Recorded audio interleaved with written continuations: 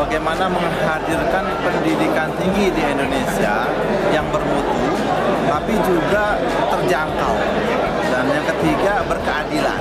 Berkeadilan ini maksudnya adalah bagaimana semua anak bangsa di Indonesia ini yang memiliki kemampuan akademis itu mereka wajib diterima di pendidikan tinggi, dan mereka tidak ada alasan ekonomis gagal untuk melanjutkan pendidikan tinggi.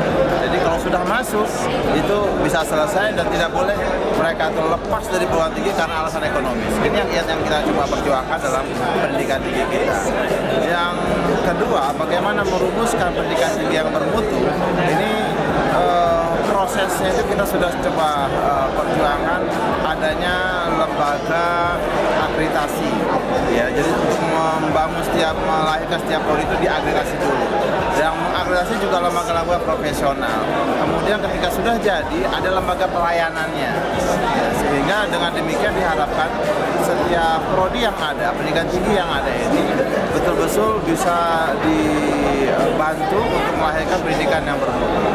Nah, terkait dengan pembiayaan juga yang coba kita perjuangkan bagaimana melahirkan pendidikan yang terjangkau dan bermutu. Ke depan setelah undang-undang disahkan ini ada yang namanya biaya operasional. Selama ini pendidikan tinggi itu hanya dibiayai dari biaya investasi, yaitu untuk bangunan, sarana, prasarana, lalu biaya pegawainya, ya, yang mereka itu ya, ada dosennya PNS atau tenaga pendidikannya PNS. Ini yang coba kita biayai, yang honornya seperti itu. Nah, ke depan untuk ketika mereka bicara maintenance-nya, bagaimana operasional kesehariannya, itu kan cukup besar. Nah, sekarang ada namanya BOPT, biaya operasional pendidikan tinggi.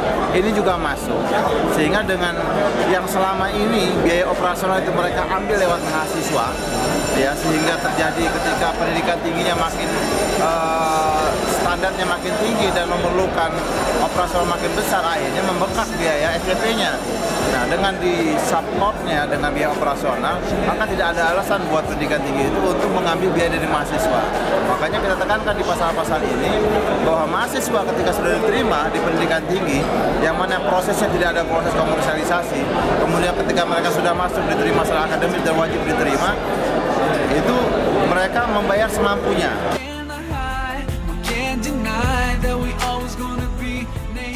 Ujian masuk sudah ditegaskan dalam pasal 70 saya lupa. Itu menegaskan bahwa ujian masuk itu free dan tidak boleh ada komersialisasi. Mau bentuknya senam PTN, mau bentuknya undangan, mau bentuknya bentuk lain mandiri, itu tidak boleh ada biaya.